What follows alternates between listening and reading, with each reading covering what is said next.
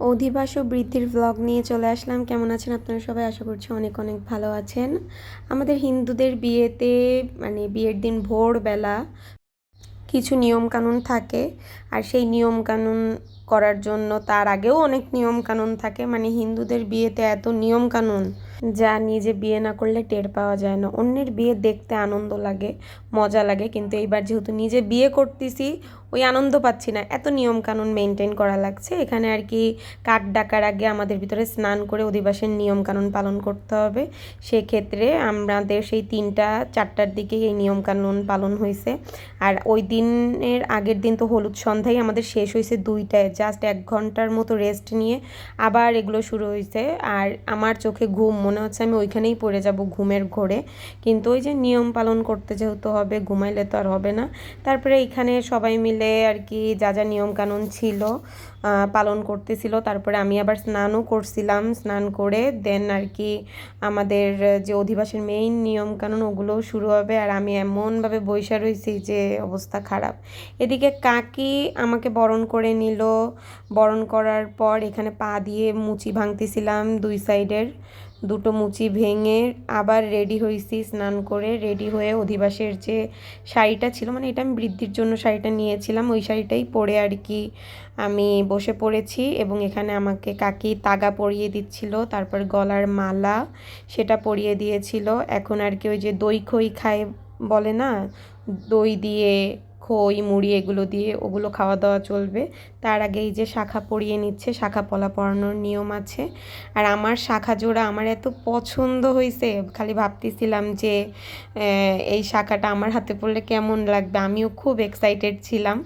আর যখন শাখাটা আস্তে আস্তে পড়াচ্ছিল, এটা অন্য রকমের অনুভূতি। আসলে এটা বলে প্রকাশ করার মতো না। যখন আমি শাখা কিনতে গিয়েছিলাম তখন এক অনুভূতি কাজ করছে, আর যখন শাখা পরিয়ে দিচ্ছিল কাকি তখন আর এক অনুভূতি কাজ করছিল, সব মিশ্র প্রতিক্রিয়া।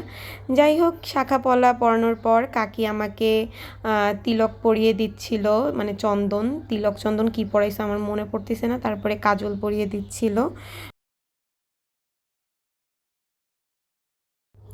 এরপরে আবার আশীর্বাদ পর্ব চলে। আশীর্বাদ আর আশীর্বাদ, সবাই আমাকে আশীর্বাদ করবেন। এরপর কাকি আবার বরণ করে নিল। কাকির বরণ শেষে আমার মা চলে আসে। মা আমাকে এখানে আর কি দই খই তারপর মুড়ি এগুলো আর কি খাইয়ে দিয়ে, মায়েরও কিছু নিয়মকানুন আছে। কাক ডাকার আগে মায়ের স্নান করে কি যেন নিয়ম ছিল যে 1 কলস জল নিয়ে আসবে, এবং মা সেই প্রসেসের জন্য তাড়াতাড়ি আমাকে খাইয়ে দিয়ে আশীর্বাদ করে সে ওই প্রসেসে চলে গেছে যে তার স্নান করতে হবে। এরপরে কাকি আমাকে খাইয়ে দিয়েছে। আমার ভাই বোনেরাও সবাই সজাগ ছিল। বিয়ের ওই 3 দিন আমরা কেউই ঠিকমতো ঘুমাইতে পারি নাই, না ঘুম খাওয়া, সবার অবস্থা টাইট। এরপরে আমাকে আর কি সুস্মিতা খাইয়ে দিয়েছে, অঙ্কন খাইয়ে দিয়েছে। অল্প কয়টা মা বলছে ভাত খাওয়ার কথা, প্রথমে খেতে চাইনি, কিন্তু পরে আমি ভাত খাইছিলাম, নইলে সারাদিন উপোস থেকে অনেক কষ্ট হয়ে যেত। এই তো খাওয়া দাওয়া চলতেছিল। সব ভাই বোনদের বললাম তোরাও আয় খা, আমি এই খাবার শেষ করতে পারবো না। অপরদিকে আমার মায়ের স্নানও শেষ, জলও আনা হয়ে গিয়েছে, আর আমার এখানে খাওয়া দাওয়াও শেষ।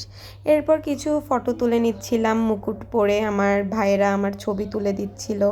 আর এখানে যে সুন্দর গাছকৌটাটা দেখতে পাচ্ছেন, আমার পছন্দের গাছকৌটা, যেভাবে কাস্টমাইজড করা হয়েছে আর যে পেজ থেকে নিয়েছে এগুলো সবই মেনশন করব সামনে। এরপরে আমি রেডি হয়ে যাই আমার বৃদ্ধির শ্যুটের জন্য। খুব সুন্দর করে সাজুগুজু করি। মিম মন্দিরা দুজনই আমাদের বাড়ি আসে, এসে ওরাও সাজুগুজু করে নেয়, ড্রেস চেঞ্জ করে নেয়, শাড়ি পরে আমরা রওনা দিয়ে দেই আমার বৃদ্ধির শ্যুটের জন্য। 7টার সময় ছিল আমার বৃদ্ধির শ্যুট, আর আমার এত ঘুম পাচ্ছিল যে মন্দিরার কাঁধেই আমি এক ঘুম দিয়ে ফেলছিলাম। এরপরে রূপসা ইকো পার্কে যেহেতু আমার শ্যুট ছিল, সেখানে রাস্তার অবস্থা খুবই জঘন্য ছিল। মন্দিরা ভয়ে অটো থেকে নেমে গিয়েছে, তারপরে ও আবার কিছুক্ষণ পর অটোতে উঠে আমাদের সাথে চলে গিয়েছে ইকো পার্কে। এরপরে ওখানে গিয়েই আর কি শ্যুটের জন্য মুকুট পরতেছিলাম, একটু গুছগাছ করে শ্যুট শুরু হয়ে গিয়েছে। আর এখানে শ্যুটে আমার 3 রমণীরা গিয়েছিল, আমার ভাইয়েরা গিয়েছিল। এই তো মোটামুটি এটাই ছিল বৃদ্ধির শ্যুট এবং অধিবাসের কিছু সুন্দর সুন্দর মুহূর্ত। ভালো লাগলে লাইক কমেন্ট করবেন। দেখা হবে নেক্সট ব্লগ নিয়ে। টাটা।